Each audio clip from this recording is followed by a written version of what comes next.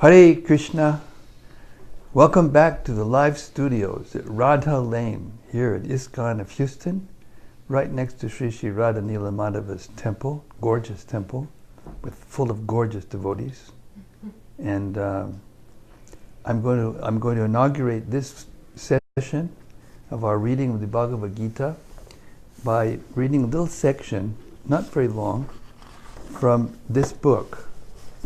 It is called Swami in a Strange Land by Yogeshwar Das. Now, I've read all the things that have come out about Srila Prabhupada. I was particularly addicted to the Prabhupada Lilamrita when Satsvarup Maharaj was commissioned by the GBC body to write it, to commemorate and be the official biography of Srila Prabhupada. And it's wonderful. Everybody who's read it has gotten closer to Prabhupada. But this section really did something to me, and I got to read it to you. Hare Krishna, before we read the Gita. This is called, it's just, it's about 6 pages. It won't take too long. Each section has got a little, title. The first section is called An Apocryphal Story is Told of Hridayananda Babaji,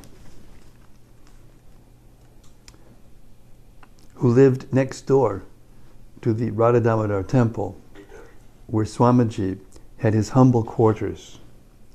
Often, after midnight, Babaji heard a voice crying from inside the temple courtyard. One night he climbed to the roof of his house and peered into the courtyard. There, by the light of a full moon, he heard Swamiji kneeling down and sweeping the ground in front of Rupa Goswami's tomb with a small broom. "Hey Rupa, hey Sanatan, hey Gurudev," the Swami cried through tears. "Please give me your mercy. Without your mercy,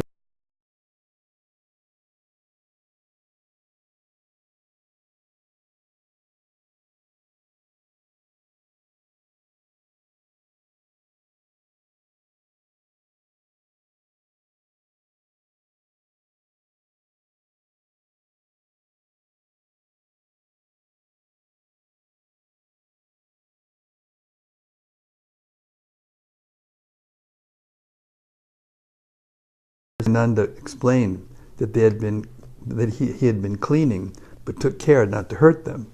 "That may be," the Swami replied, "but we are newcomers to Vrindavan. These spiders and their ancestors have been residents for generations and deserve our respect.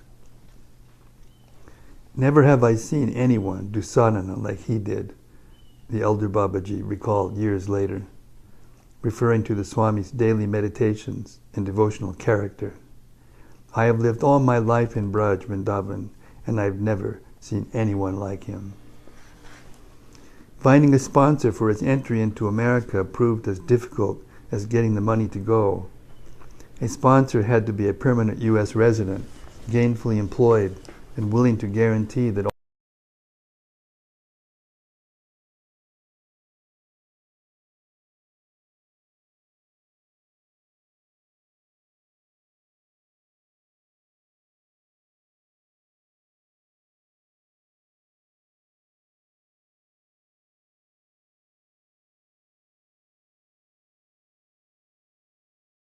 certificate had arrived from the Indian consulate in New York, signed by Gopal Agarwal of Butler, Pennsylvania. On June 10, 1965, Bhaktivedanta Swami's passport was ready. Now he needed a ticket. He returned to the Scindia steamship offices in Bombay and presented the passport and sponsorship letter to Morarji. Even with all the requisite papers, she refused to book him passage on one of her ships. "You are too old," she chided, "and New York is too cold for someone your age. Besides, no one there will listen to you." The Swami assured her that he would be fine and that Krishna would protect him. Reluctantly, Morarji agreed to book him passage on the Jaladuta, the sea messenger, a cargo ship bound for New York Harbor. "This will be a return ticket," she cautioned. "I fully expect to see you back here very soon." "You will need a P form," she added, referring to her certificate from the State Bank of India, declaring that he had no debts and was free to travel. While waiting to get the form, Moraji invited the Swami to stay at the Scindia's colony, an apartment complex for employees of the company located in a residential suburb not far from Juhu Beach, north of Bombay. Each evening at 6 p.m., during 2 weeks of his stay at the colony, Moraji sent her car to bring Swamiji to her home, and each evening he read to her from Srimad Bhagavatam. I don't know if I can finish this. Hare Krishna. "You will need warm clothes," she said, and sent her secretary to buy him a wool jacket and new dhotis. There had been a time when Indian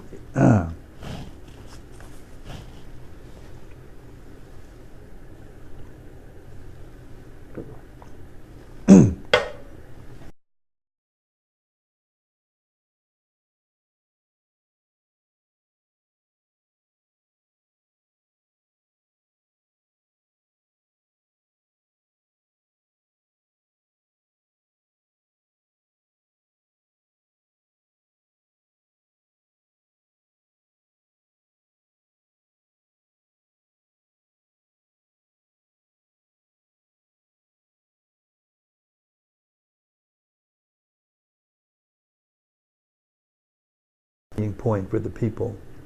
Rather, they advocated training India's children to become the workforce for an industrialized future. "Let our factories be our temples," read government signs posted in classrooms across the country. Government money built thousands of schools, colleges, and institutions of advanced engineering with this industrialized future in mind. The funding assured that attention would focus not on the cultivation of devotion, but on, quote, progress, unquote, meaning the construction of dams, irrigation canals, roads, highways, and hydroelectric power stations, and on retooling India to become a global power. As industry and commerce rose to the top of national priorities, religion sank to the bottom. Marching toward their future, Indians erased their pasts.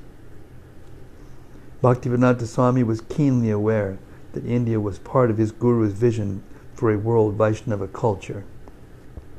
But he could never compete with a government hell-bent on modernization. If Indians were so fascinated by Western imports, then he would have to go to the West, establish his mission there, and bring back something truly worth importing: Krishna, courtesy of the United States of America. The Jaladuta was scheduled to sail from Calcutta on August 13th, 1965. On the morning of Friday, August 6th, Bhaktivedanta Swami traveled to Mayapur, the birthplace of Chaitanya Mahaprabhu, to visit the tomb of his guru, Bhaktisiddhanta Saraswati.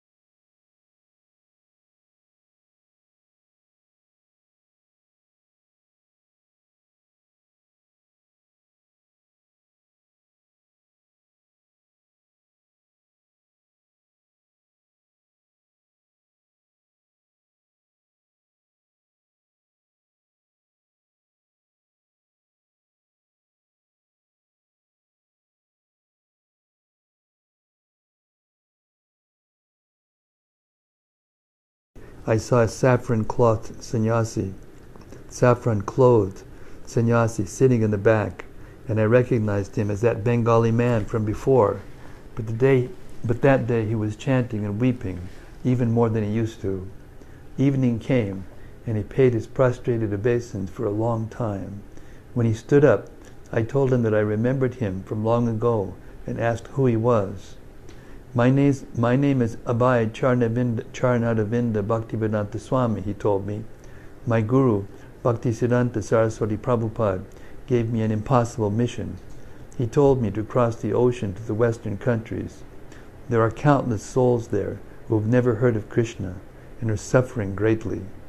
I do not know how this mission will be successful. I want to satisfy my guru's desire, but I am feeling unqualified, so I have come to this place where the Sankirtan movement began. He had tears falling down his cheeks, the attendant recalled.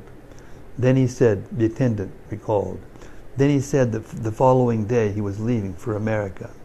He did not know what would befall him there, so he had come here to pray most earnestly for his guru's help. Then he asked for my blessings, the attendant said, and he left. For 30 years the Swami had attempted to launch his mission inside India, but nothing had worked. Contracts for properties fell through, pleas for financing failed, letters to heads of state went unanswered. He had even walked the streets of Delhi with a self-published newspaper, approaching strangers seated at outdoor cafes and politely entreating them to purchase a copy. Here he was, finally on his way to America, and maybe Sumati Murariji was right. It was foolish for a man his age to pursue a dream with no money or contacts. He was a strict vegetarian. What would he eat? Winter was coming. How would he survive the cold? Teachers who had gone west before him, Swami Vivekananda, Paramahansa Yogananda, Rabindranath Tagore, and others, were younger and more experienced travelers. Swamiji was about to turn 70, and he had never been outside India. He had written to his middle son, Mathura Mohan, letting him know that he was at last leaving on his mission and asking for his help. He offered Mathura Mohan a monthly salary of 100 rupees if he would agree to oversee future printings of his books and magazines while he was in America. Mathura Mohan had not forgiven his father for renouncing their family. He refused the offer of employment and declined to show up at the pier when his father boarded the Jaladuta. The Swami placed a call to his youngest son, Vrindavan Chandra. Please come, he asked, and take me to the ship. 26-year-old Vrindavan Chandra arrived by taxi at the Scindia residences of North Calcutta around 5 a.m. on August 13th, 1965. The Scindia Freight Office had taken responsibility for loading onto the Jaladuta 200 sets of the Swami's 3 volumes, Srimad Bhagavatam, packed in metal trunks. And Vrindavan Chandra found that his father was not carrying much, only a small suitcase, an umbrella, a trunk for personal items, and a bag of dry cereal. If the West provided nothing acceptable to eat, he could soak the cereal in water and live on that. They loaded everything into the taxi and drove off. The Jaladuta's gangplank was down, ready to receive its crew. Bhaktivedanta embraced his son, turned, and boarded the ship. I took it calmly, Vrindavan Chandra remembered, but psychologically, after all, he was my father. As a child, I had accompanied him on trips to Mayapur and Navadvip. I had stayed with him also in Chippiwada, Delhi in 1964. But to be very frank, the family had an extremely hard time when he took sannyas. We suffered from that. And now, going to America, I was simply crying. I was going to miss him. The crew of the Jaladuta knew what lay ahead. They had made the crossing before and were prepared for violent storms and gale-force winds. The trip across treacherous waters was scheduled to take more than a month. Before they were prepared, the trip across treacherous waters were scheduled to take more than a month. They had heard about their elderly passenger and watched him walk up the gangplank, ready to chase an impossible dream. Yet weren't all great journeys just that? Impossible dreams? Climbing to the top of the world's tallest mountain with crampons and gloves, diving to the bottom of the ocean in a tin bucket, riding into outer space on a giant firecracker.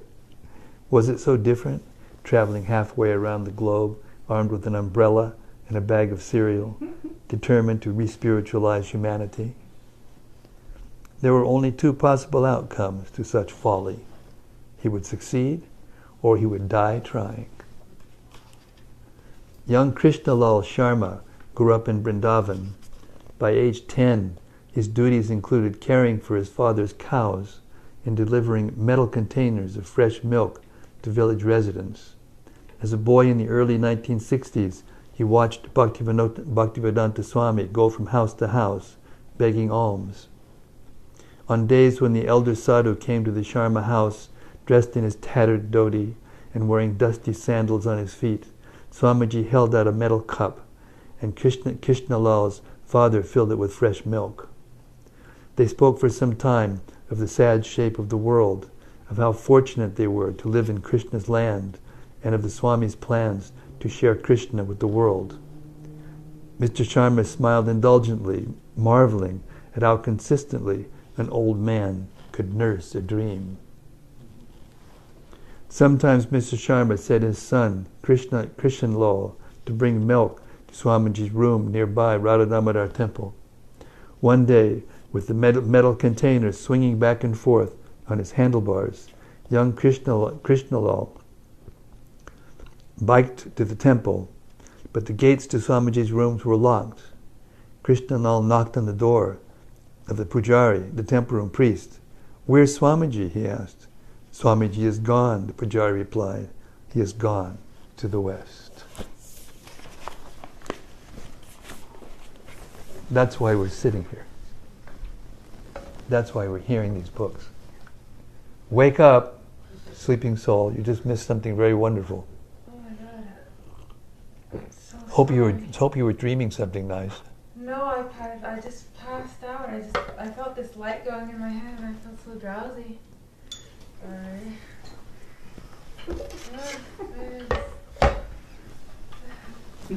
I'm sorry. Hare Krishna. Anybody who heard that, who actually heard that, and that was just like 5 pages out of this book, and there's a whole bunch of things that came before that that will bring tears to your eyes, guaranteed. So I highly recommend that everybody read it. But now we're going to continue our voyage with Srila Prabhupada into the spiritual world.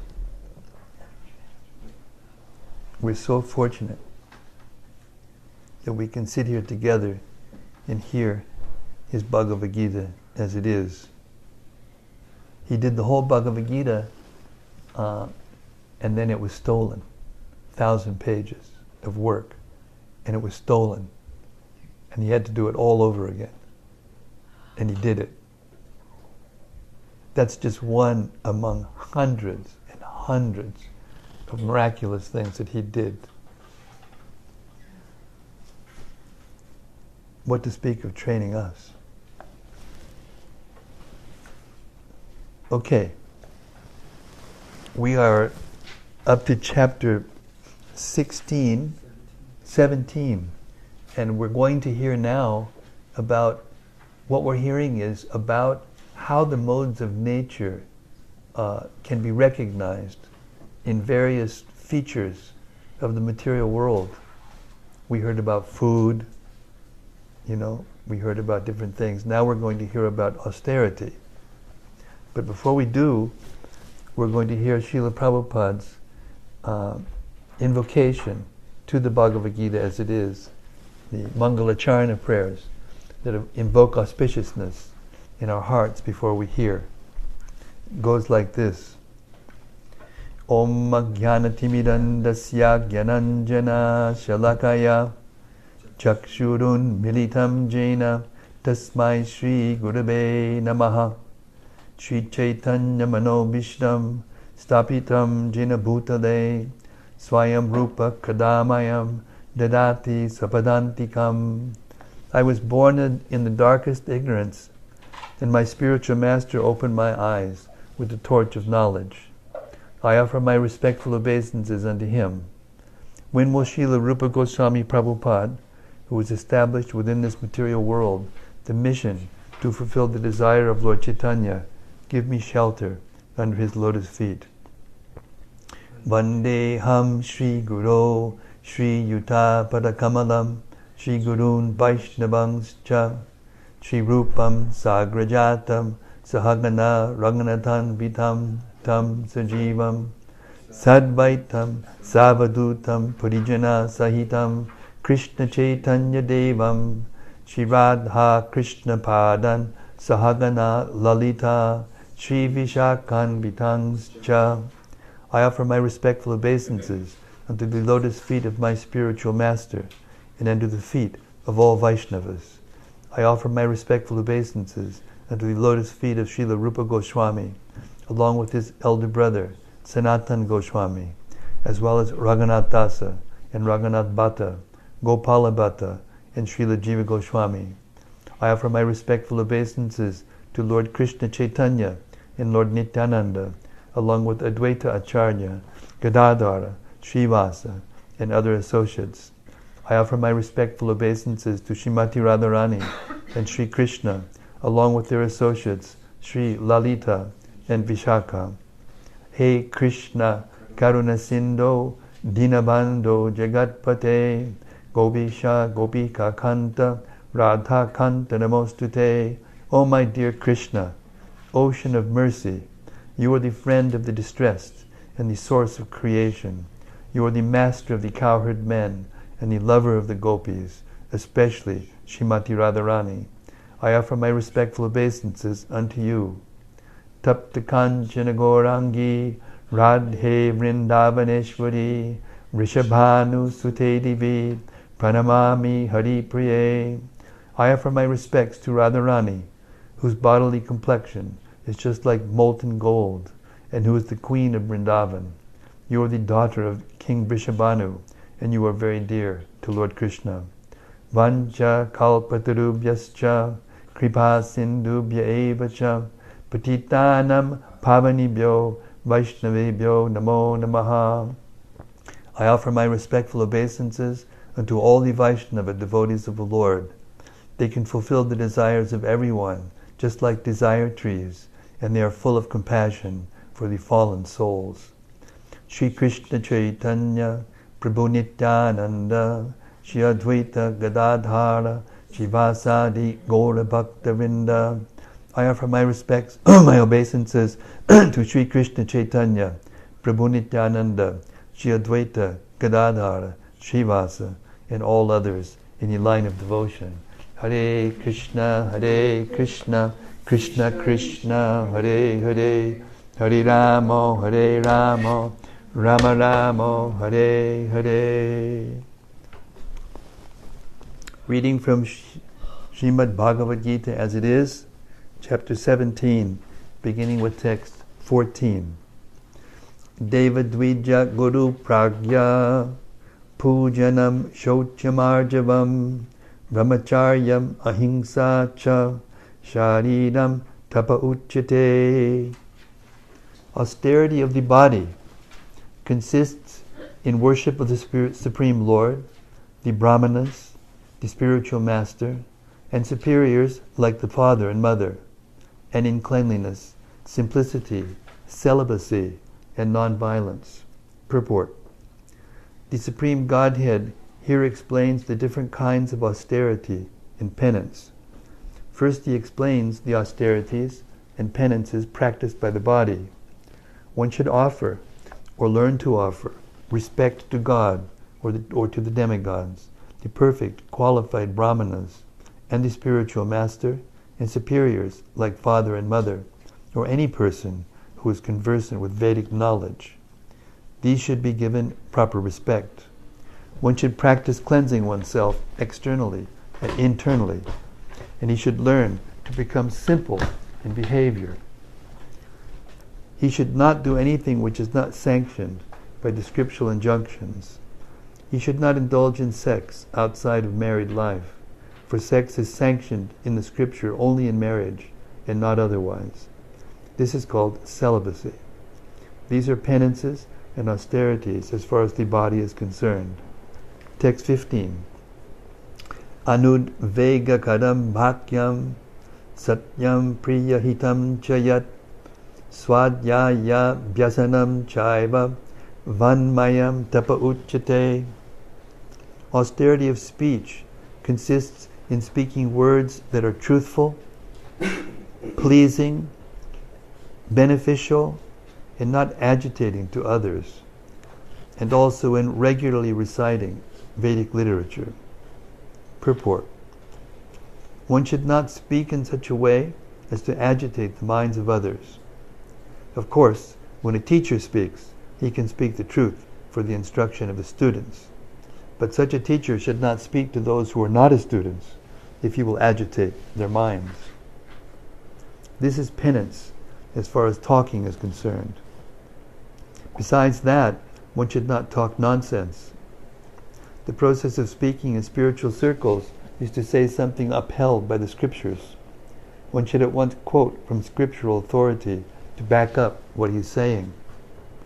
At the same time, such talk should be very pleasurable to the ear. By such discussions, one may derive the highest benefit and elevate human society. There is a limitless stock of Vedic literature, and one should study this. This is called penance of speech. Text 16.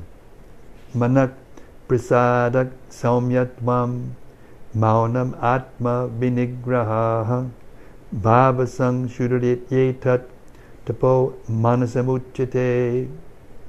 And satisfaction, simplicity, gravity, self-control, and purification of one's existence are the austerities of the mind. Purport. To make the mind austere is to detach it from sense gratification. It should be so trained that it can always be always thinking of doing good for others. The best training of the mind is gravity in thought. One should not deviate from Krishna consciousness and must always avoid sense gratification. To purify one's nature is to become Krishna conscious.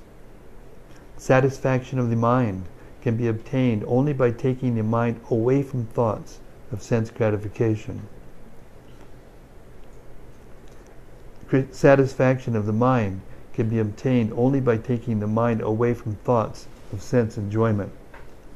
The more we think of sense enjoyment, the more the mind becomes dissatisfied. In the present age, we unnecessarily engage the mind in so many different ways for sense gratification, and so there is no possibility of the mind's becoming satisfied. The best course is to divert the mind to the Vedic literature, which is full of satisfying stories, as in the Puranas and the Mahabharata. One can take advantage of this knowledge and thus become purified. The mind should be devoid of duplicity, and one should think of the welfare of all. The person in Krishna consciousness observes perfect silence in this sense. Control of the mind means detaching the mind from sense enjoyment. One should be straightforward in his dealings and thereby purify his existence. All these qualities together constitute austerity in mental activities. Text 17. Shradaya paraya taptam tapastat trividam narahi apala kankshibir yuktai satvikam parichakshate. This threefold austerity, performed with transcendental faith by men not accepting material benefits but engaged only for the sake of the Supreme, is called austerity in goodness. Text 18. Satkadamana pujartam tapodam binachaiva yat kriyate tad iha proktam rajasam chalamadruvam.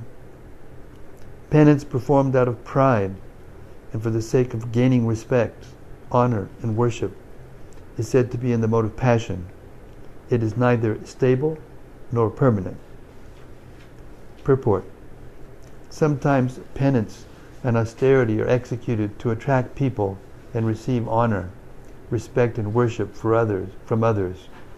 Persons in the mode of passion arrange to be worshipped by subordinates and let them wash their feet and offer riches. Such arrangements artificially made by the performance of penances are considered to be in the mode of passion. The results are temporary and they can be continued for some time, but they are not permanent. Text 19. Mudha granhinat mano yat pidaya kriyate tapaha parasut sadarartham va tattamasamudaritam. Penance performed out of foolishness, with self-torture, or to destroy or injure others, is said to be in the mode of ignorance. Purport. There are instances of foolish penance undertaken by demons like Hiranyakashipu, who performed severe penances, performed austere penances to become immortal and kill the demigods. He prayed to Brahma for such things, but ultimately he was killed by the Supreme Personality of Godhead. To undergo penances for something which is impossible is certainly in the mode of ignorance. Text 20. Dattavyam idiyadhanam diyate nupakarine deshe kale chapatre cha taddanam satvikam smritam. Charity given out of duty, without expectation of return, at the proper time and place, and to a worthy person, is considered to be in the mode of goodness. Purport. In the Vedic literature, charity given to a person engaged in spiritual activities is recommended. There is no recommendation for giving charity indiscriminately. Spiritual perfection is always a consideration. Therefore, charity is recommended to be given at a place of pilgrimage, at a lunar or solar eclipses, or at the end of the month, or to qualified Brahmana or Vaishnava devotee, or in the temples. Such charities should be given without any consideration of return. Charity to the poor is sometimes given out of compassion, but if a poor man is not worth giving charity to, then there is no spiritual advancement. In other words, indiscriminate charity is not recommended in the Vedic literature. Text 21. Yat tu pratyupakarartham palam udishyava punaha diyate cha pradiklishtam taddanam rajasam smritam. But charity performed with the expectation of some return, or with the desire for fruitive results, or in a grudging mood, is said to be charity in the mode of passion. Purport. Charity is sometimes performed for elevation to the heavenly kingdom, and sometimes with great trouble and with repentance afterwards. Why have I spent so much money in this way? Charity is also sometimes given under some obligation at the request of a superior. These kinds of charity are said to be given in the mode of passion. There are many charitable foundations which offer their gifts to institutions where sense gratification goes on. Such charities are not recommended in the Vedic scripture.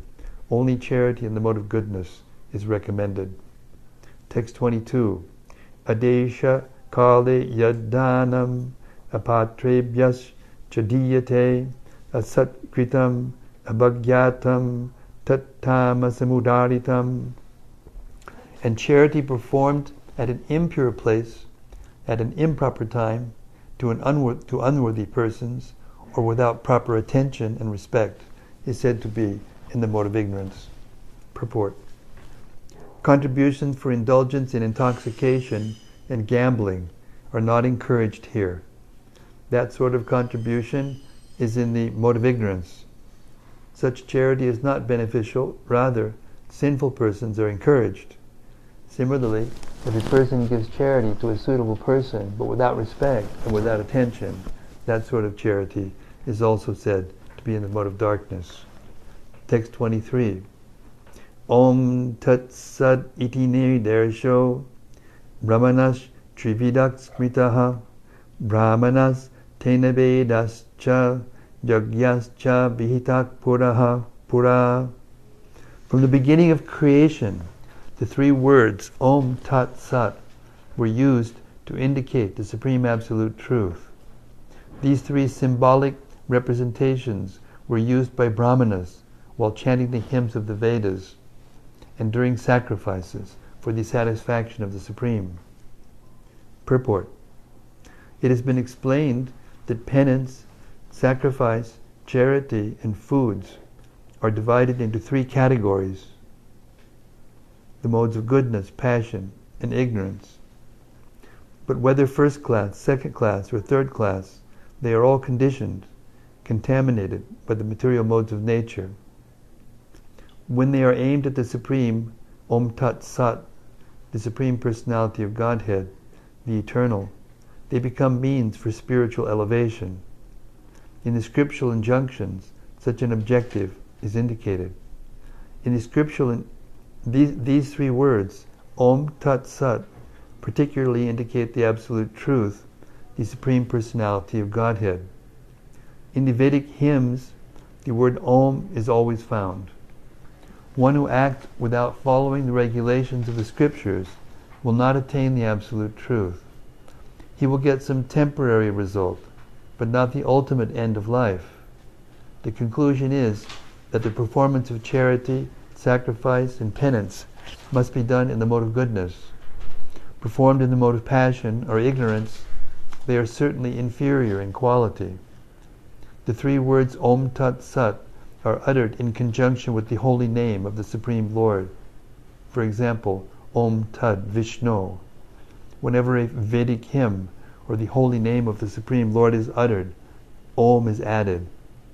This is the indication of Vedic literature. These three words are taken from Vedic hymns. Om Itye Tad Brahmano Nedishtam Nama. Rig Veda indicates the first goal. Then Tat Tvam Asi Chandogya Upanishad 687 indicates the second goal. And Sad Eva Saumya Chandogya Upanishad 621 indicates the third goal. Combined, they become Om Tat Sat. Formerly, when Brahma, the first created living entity, performed sacrifices, he indicated by these three words the Supreme Personality of Godhead. Therefore, the same principle has always been followed by disciplic succession. So this hymn has great significance. Bhagavad-gita recommends, therefore, that any work done should be done for Om Tat Sat, or for the Supreme Personality of Godhead. When one performs penance, charity, and sacrifice with these three words, he is acting in Krishna consciousness. Krishna consciousness is a scientific execution of transcendental activities which enables one to return home, back to Godhead. There is no loss of energy in acting in such a transcendental way. Text 24. Tasmat Om Ityudaritya Yagyadhana Tapakriyaha Pravartante Vidhanokta Satatam Brahmavadinam. Therefore, transcendentalists undertaking performances of sacrifice, charity, penance, in accordance with scriptural regulations, begin always with Om to attain the Supreme. Purport. Om Tat Vishnu Padamam Padam. Rig Veda 1:22-20. The lotus feet of Vishnu are the supreme devotional platform. The performance of everything on behalf of the Supreme Personality of Godhead assures the perfection of all activity. Text 25.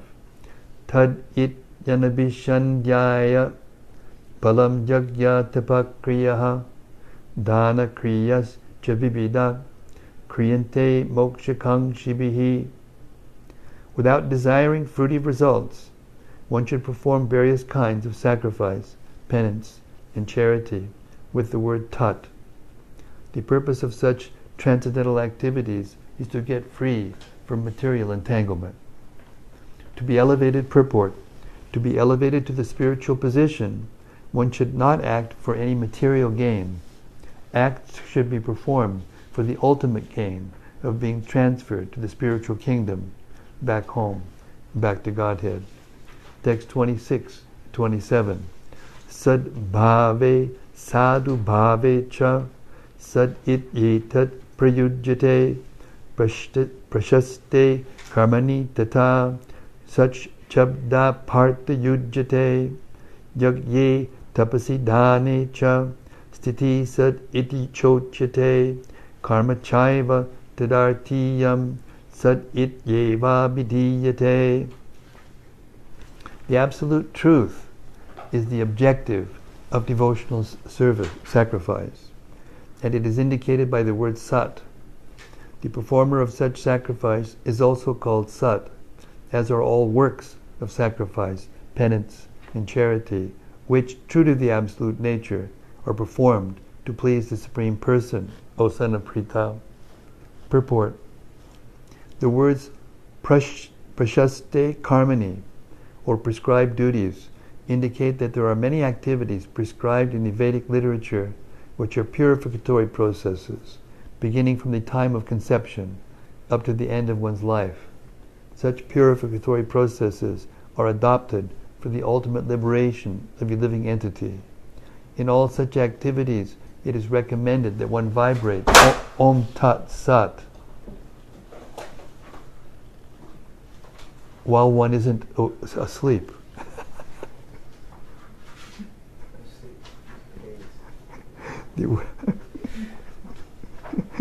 That was timely. I'll read it again, now that you've woken us all up. Well, you first. Such purificatory processes are adopted for the ultimate liberation of the living entity. In all such activities, it is recommended that one vibrate Om Tat Sat. The words sadbhave, sadhu bhave indicate the transcendental situation. Acting in Krishna consciousness is called sattva, and one who is fully conscious of the activities of Krishna consciousness is called a sadhu.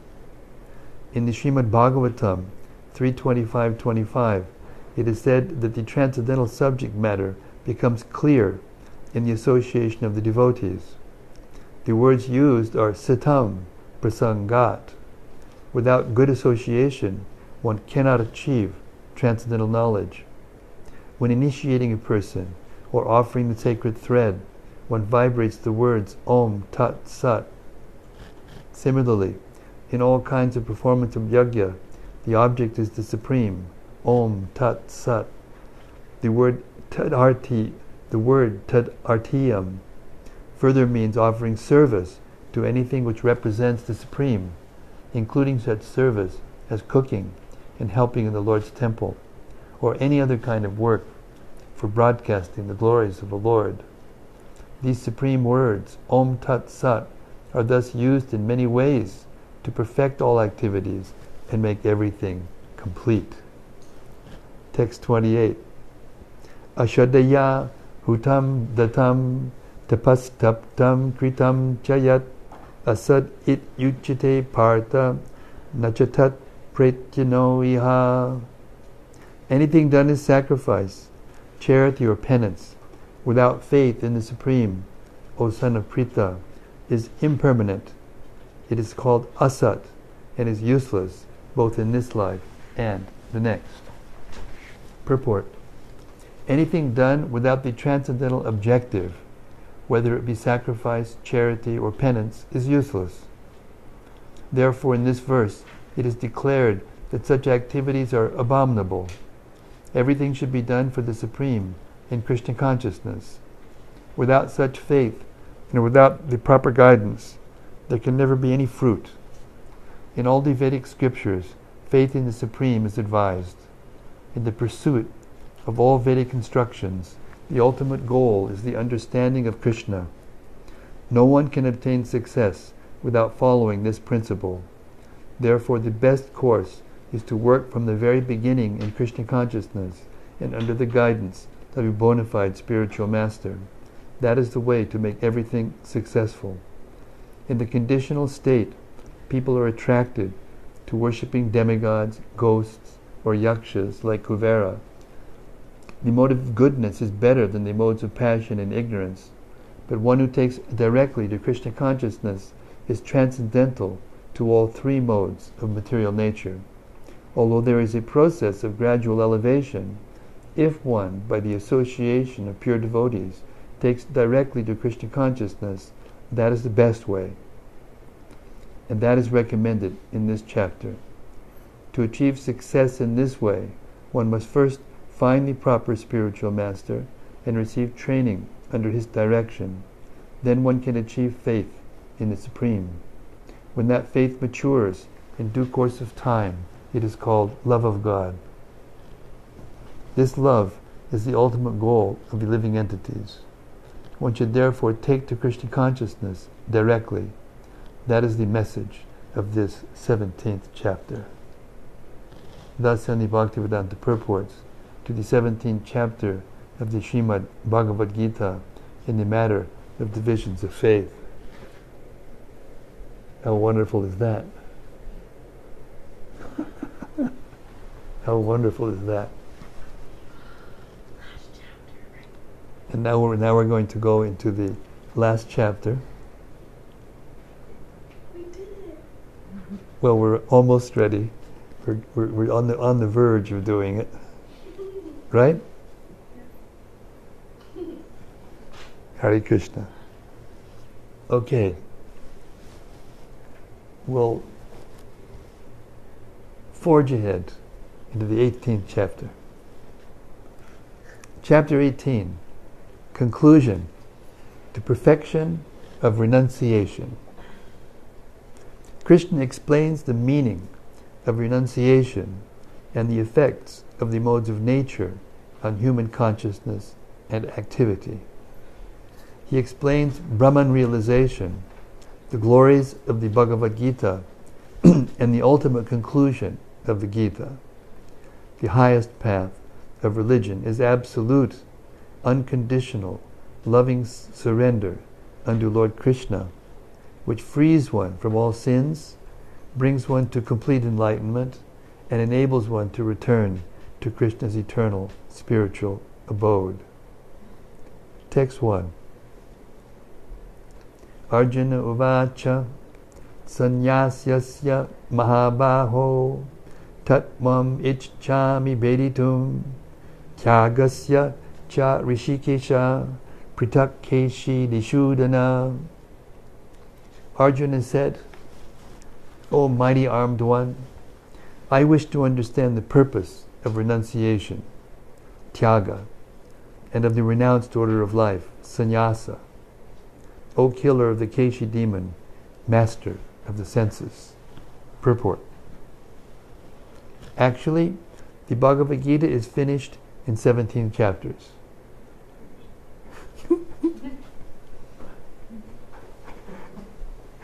The 18th chapter is a supplementary summarization of the topics discussed before. In every chapter of Bhagavad Gita, Lord Krsna stresses that devotional service unto the Supreme Personality of Godhead is the ultimate goal of life. This same point is summarized in the 18th chapter as the most confidential path of knowledge. In the first 6 chapters, stress was given to devotional service. Yoginam apisarvesham. Of all yogis or transcendentalists, one who always thinks of me within himself is best. In the next 6 chapters, pure devotional service and its nature and activity were discussed. In the third 6 chapters, knowledge, renunciation, the activities of material nature and transcendental nature, and devotional service were described.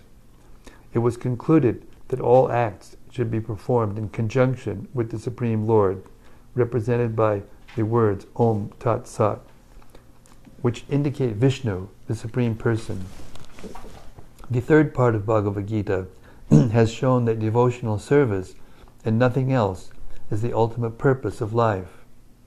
This has been established by citing past acharyas and the Brahma Sutra, the Vedanta Sutra.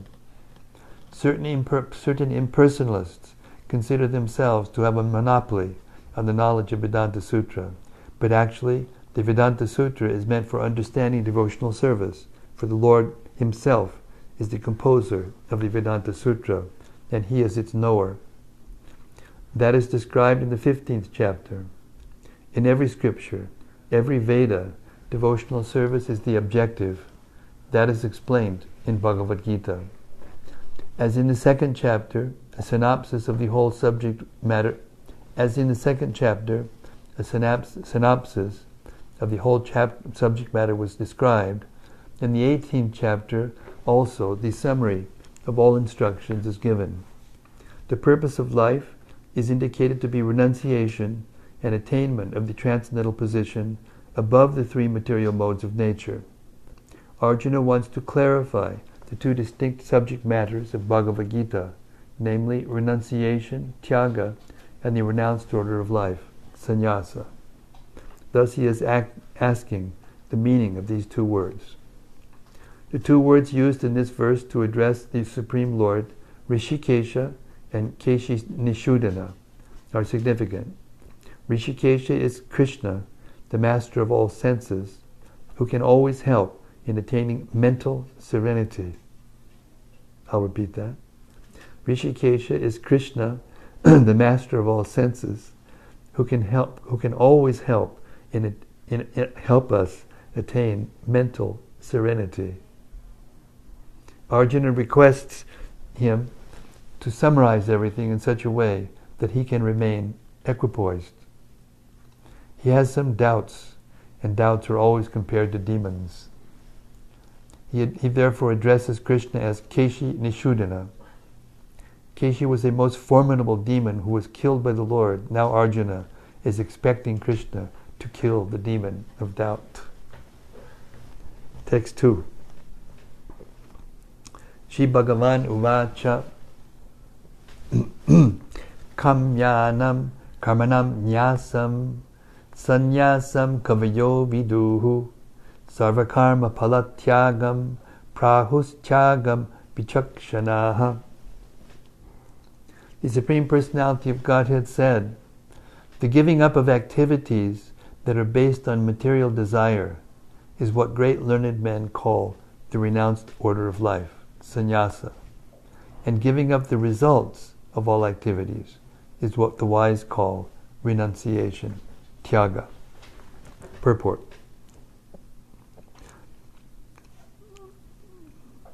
The performance of activities for results has to be given up. This is the instruction of Bhagavad-gita. But activities leading to advanced spiritual knowledge are not to be given up. This will be made clear in the next verses. In the Vedic literature, there are many prescriptions of methods for performing sacrifice for some particular purpose. There are certain sacrifices to perform to attain a good son or to attain elevation to higher planets, but sacrifices prompted by desires should be stopped. However, sacrifice for the purification of one's heart or for advancement in spiritual science should not be given up. Text 3. Tyajam dosha vad ityeke karma prahur manishinaha yagyadana tapak karma natyajam iti chapare. Some learned men declare that all kinds of fruitive activities should be given up as faulty, yet other sages maintain that acts of sacrifice, charity, and penance should never be abandoned. Purport. There are many activities in the Vedic literature which are subjects of contention. For instance, it is said that an animal can be killed in a sacrifice, yet some maintain that animal killing is completely abominable. Although animal killing in a sacrifice is recommended in the Vedic literature, the animal is not considered to be killed. The sacrifice is to give a new life to the animal. Sometimes the animal is given a new animal life after being killed in the sacrifice, and sometimes the animal is promoted immediately to the human form of life. but there are different opinions among the sages. Some say that animal killing should be always avoided, and others say that for a specific sacrifice it is good. All these different opinions on sacrificial activity are now being clarified by the Lord Himself. Text 4. Nishchayam shinume tatra tyage bharata satama tyago hi purusha vyagra trivida samprakirtitaha. O best of the Bharatas, now hear my judgment about renunciation. O tiger of men, renunciation is declared in the scriptures to be of three kinds. Purport. Although there are differences of opinion about renunciation, here the Supreme Personality of Godhead, Sri Krishna, gives His judgment, which should be taken as final. After all, the Vedas are different laws given by the Lord. Here the Lord is personally present, and His word should be taken as final. The Lord says that the process of renunciation should be considered in terms of the modes of material nature in which it is performed. Text 5. Yagyadana tapakarma natyajam karyameva tat yagyo dhanam tapaschaiva pavinani manishinam. Acts of sacrifice, charity, and penance are not to be given up. They must be performed. Indeed, sacrifice, charity, and penance purify even the great souls. Purport. The yogis should perform acts for the advancement of human society. There are many purificatory processes for advancing a human being to spiritual life. The marriage ceremony, for example, is considered to be one of these sacrifices. It is called Vivaha Yagya. Should a sannyasi, who is in the renounced order of life, and who has given up his family relations, encourage the marriage ceremony? The Lord says here that any sacrifice which is meant for human welfare should never be given up. Vivaha Yagya, the marriage ceremony, is meant to regulate the human mind so that it may become peaceful for spiritual advancement. For most men, this Vivaha Yagya should be encouraged even by persons in the renounced order of life. Sannyasis should never associate with women, but that does not mean that one who is in the lower stages of life, a young man, should not accept a wife in the marriage ceremony. All prescribed sacrifices are meant for achieving the Supreme Lord. Therefore, in the lower stages, they should not be given up. Similarly, charity is for the purification of the heart. If charity is given to suitable persons, as described previously, it leads one to advanced spiritual life. Text 6. Etanyapi karmani sangam tyaktva palani cha kartavyani time parta nishchitam matam uttamam. All these activities should be performed without attachment or any expectation of result. They should be performed as a matter of duty. O son of Pritha, that is my final opinion. Purport. Although all sacrifices are purifying, one should not expect any result by such performances. In other words, all sacrifices which are meant for material advancement in life should be given up, but sacrifices that purify one's existence and elevate one to the spiritual plane should not be stopped. Everything that leads to Krishna consciousness must be encouraged. In the Srimad Bhagavatam also, it is said that any activity which leads to devotional service to the Lord should be accepted. That is the highest criterion of religion. A devotee of the Lord should accept any kind of work, sacrifice, or charity which will help him in the discharge of devotional service to the Lord.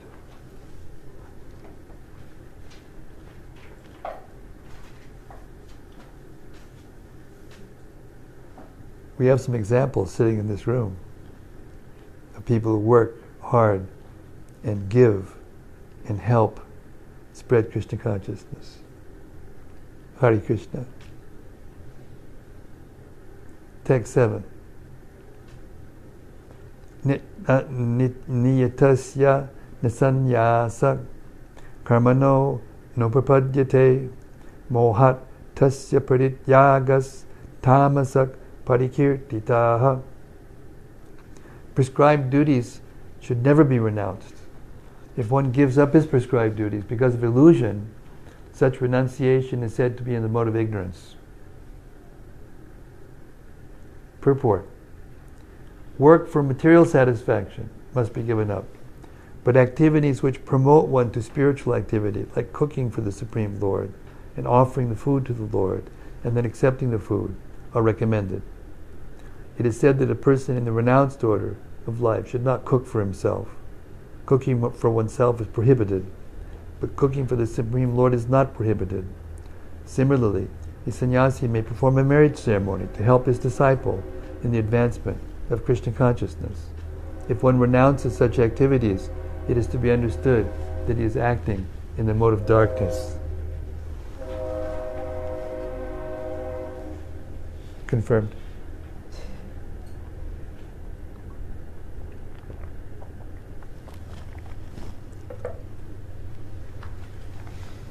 This is the real thing. To sit here and hear carefully every word, alertly.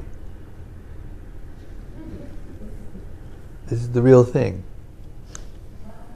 If you go to sleep, Krishna will go to sleep in your heart. If when the sound vibration is there, you wake up and you're eager to get it, then Krishna will wake up in your heart.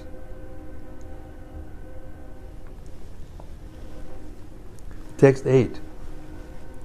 Dukam it yeva yat karma kaya klesha bhayat chajet sakrit va rajasam tyagam naiva tyaga palam labet. Anyone who gives up prescribed duties as troublesome or out of fear of bodily discomfort is said to have renounced in the mode of passion. Such action never leads to the elevation of renunciation. Purport.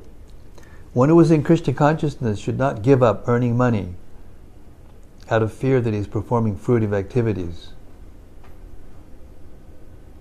If by working one can engage his money in Krishna consciousness, or if by rising early in the morning one can advance his transcendental Krishna consciousness, one should not desist out of fear or because such activities are considered troublesome.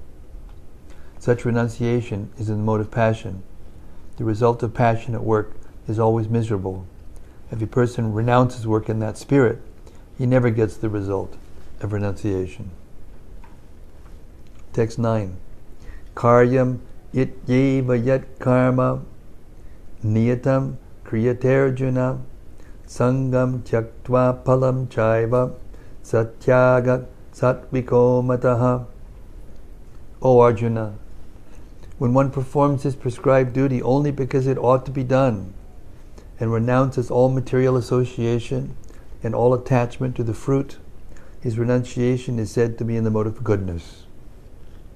Purport. Prescribed duties must be performed with this mentality.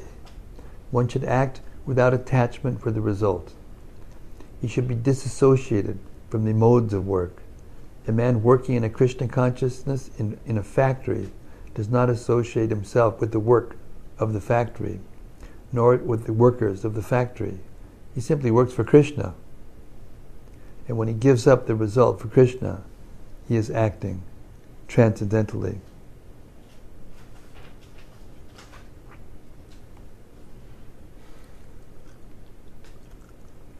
Nadvesht akushalam karma kushale nanusajjate tyagi sattva samavishto medhavi chinasangshayaha. The intelligent renouncer, situated in the mode of goodness, neither hateful of inauspicious work nor attached to auspicious work, has no doubts about work. Purport. A person in Krishna consciousness or in the mode of goodness does not hate anyone nor anything which troubles his body. I will repeat that. A person in Krishna consciousness or in the mode of goodness does not hate anyone or anything which troubles his body. He does not work in the proper place and at the proper time he does work in the proper place and at the proper time without fearing the troublesome effects of his duty. Such a person situated in transcendence should be understood to be most intelligent and beyond all doubts in his activities. Text 11. Nahi deha britas shakyam tyaktum karmanyasheshitaha yastu karma palatyagi natyagi tyupadi abadiyate. It is indeed impossible for an embodied being to give up all activities, but he who renounces the fruits of action is called one who is truly renounced. Purport. It is said in Bhagavad-gita that one can never give up work at any time. Therefore, he who works for Krishna and does not enjoy the fruit of results, who offers everything to Krishna, is actually a renouncer. There are many members of the International Society for Krishna Consciousness who work very hard in their office or in the factory or some doctor office or some other place or whatever, and whatever they earn they give to the society. Such highly elevated souls are actually sannyasis and are situated in the renounced order of life. It is clearly outlined here how to renounce the fruits of work and for what purpose fruits should be renounced. We're going to stop there at 7:45. Hare Krishna. All glories to the Bhagavad-gita as it is. All glories to the process of devotional service. All glories to transcendental knowledge. Hare Krishna. Okay, it's time for reflections. Any points that stood out in your mind when you were reading? I have a question. Yes, Hannah. The question factory. I call her the question factory. I can always count on Hannah to ask a question. Hare Krishna. I was just listening to Prabhupada this morning in a lecture, and he was saying how important it is to ask questions. My question is... Her question is, this language... That's written, it's Sanskrit? Huh? Is this written in Sanskrit? Yes. And this bottom one is translated from that? Yes. What is that? Sanskrit as well? Yes, it's transliteration.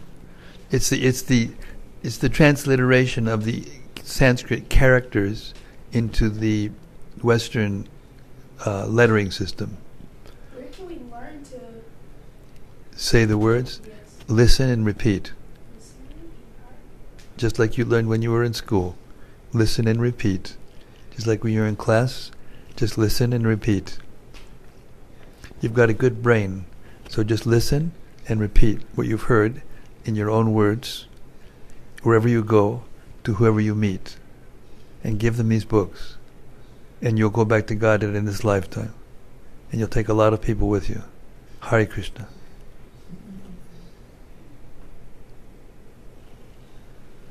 I think I can memorize these two. You can, and you are the hope of the world. Not just you as an individual, but you symbolize the hope of the world.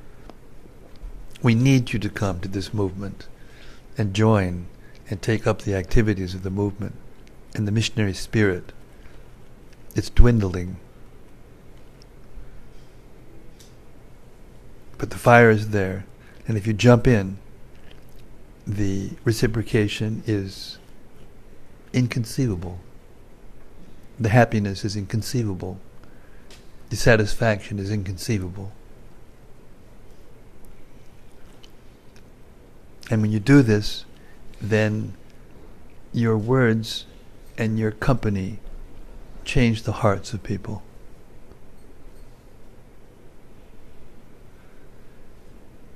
That's the mission of human life. That's the mission of Lord Chaitanya. It's the mission of Srila Prabhupada. We just heard just a couple of pages of it. And Maya is so strong because Krishna is so beautiful and so powerful and so opulent and so knowledgeable and so everything, that it takes something very powerful to cause us to forget him. And that's why Maya is so powerful.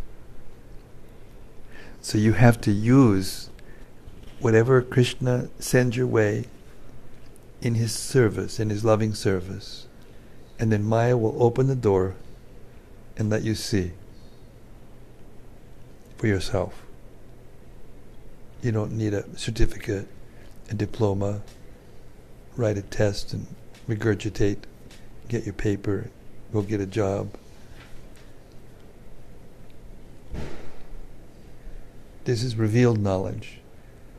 It comes from the heart. It's already there in the heart. And these sounds wake up that knowledge that's already there. It's not ordinary knowledge. It's not knowledge that you put in that's not there and then you put it in and they've got it. It's already there. That's what's meant by transcendental knowledge. And you get it by inquiring submissively, honestly and sincerely, and hearing the answers from the proper source, and then imbibing and trying sincerely to follow, to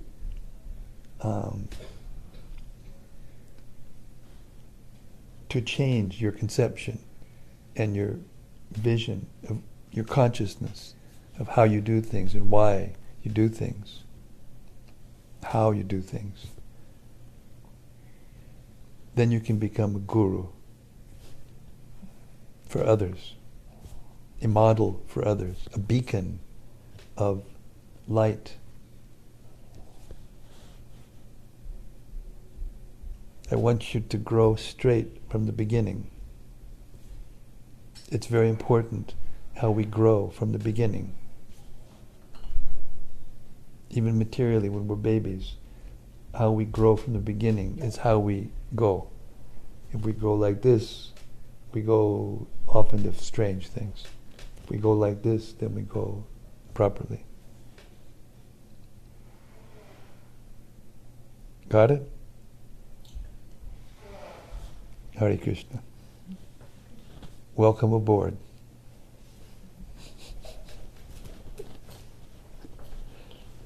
And, when you're in the boat, just like Prabhupada, it took him a month to get from India to here to do this.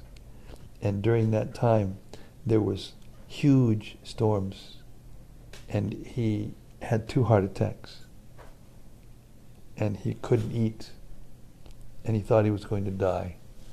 If he had one more storm, he would have died. And that night, Krishna came to him in a dream. And he was on a boat. And he told Prabhupada, you just give me...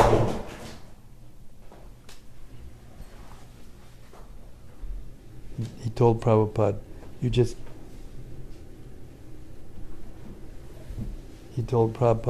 just get onto that boat. Don't worry. And the next morning, the ocean became like glass. And all the captain of the ship and the crew members, they all worshipped Prabhupada.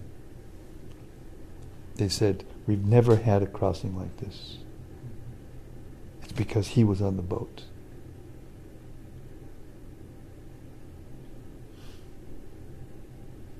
And that year he lived in New York City in the winter, having never experienced snow. He had never seen it before. And he sold those 200 sets of books and survived just by doing that. He cooked himself, cleaned himself. And when the followers came, he cooked for them and cleaned for them. Never asked for anything. And one day one of them asked, Swamiji, can I help out? It's, oh yeah, you can do this. I agree with him. He was an English professor. He said, "Do you know how to type?" I said, "I can type." "Could you type this?" And they gave him some papers, and he typed. And he said, "Well, maybe I could do some more typing for." Oh, he said, "I have a lot."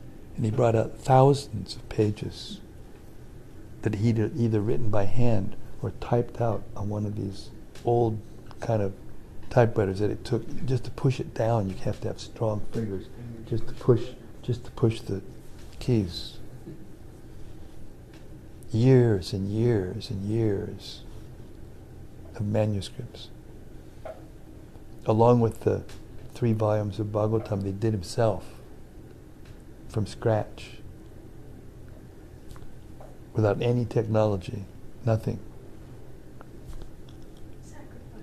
Yes. Complete sacrifice.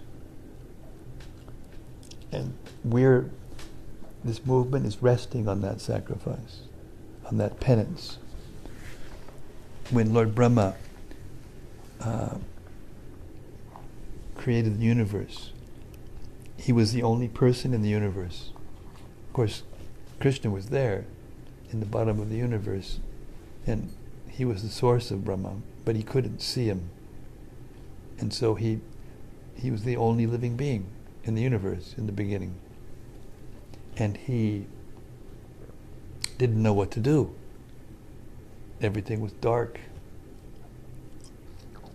But he was qualified from previous birth and from a previous birth to be the engineer, to create the engineer, not the creator, but the engineer. And then Krishna arranged for the word tapa to come into his ear after he had climbed down the lotus stem looking for the source of his birth, looking for what he was supposed to do. And he finally came to Vishnu, and he saw Lord Vishnu. And he came up, well, this is before. Before that, he came up and he sat. He heard the words tapa and he understood, because he was very intelligent. It requires intelligence. It requires spiritual intelligence to understand what to do once you've heard. And the fewer words that you can hear and do it, the more intelligent you are. And the more words it takes for you to do it, the less intelligent you are. And if you hear the words and still can't do it, then you're dumb as a brick.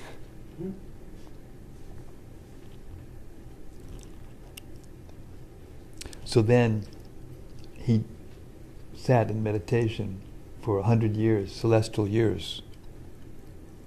And then Krishna appeared to him, showed him the spiritual world, shook his hand, and said, "Brahma," he said, "this penance that you just did with devotion is my heart. This is the way into my heart. So anything that you do with extreme difficulty and penance and devotion becomes strong, whatever it is." So this movement is there because of Prabhupada's penance that he did. Great sacrifice. 70 years old. I'm 72. You can't even imagine doing what he did. It's out of the realms of human possibility, human energy. But because he did it, the movement is strong. It's not by whatever we did, it's just we're assisting him, but he's doing it. Lord Chaitanya's doing it. Lord Chaitanya said that this movement would spread to every town and village, and it is spreading. And nothing we can do or not do will stop it. Therefore, he's trying to give us an opportunity to cooperate and take the credit. But we have to know it's not our credit. And then we'll be empowered to do this, what I'm doing right now.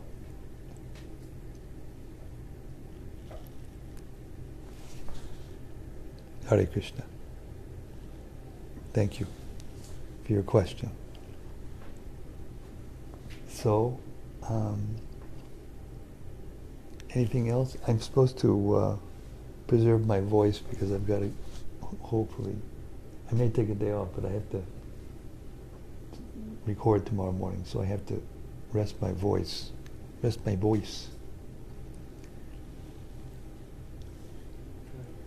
Srila Prabhupada ki jai.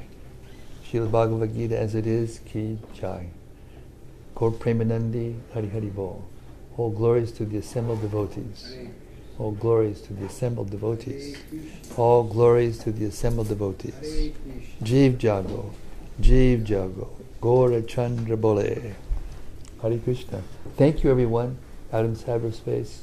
I hope you enjoyed that reading from Land of Swami in a Strange Land. Please read it. It will change your life. Hare Krishna. Hare Bol.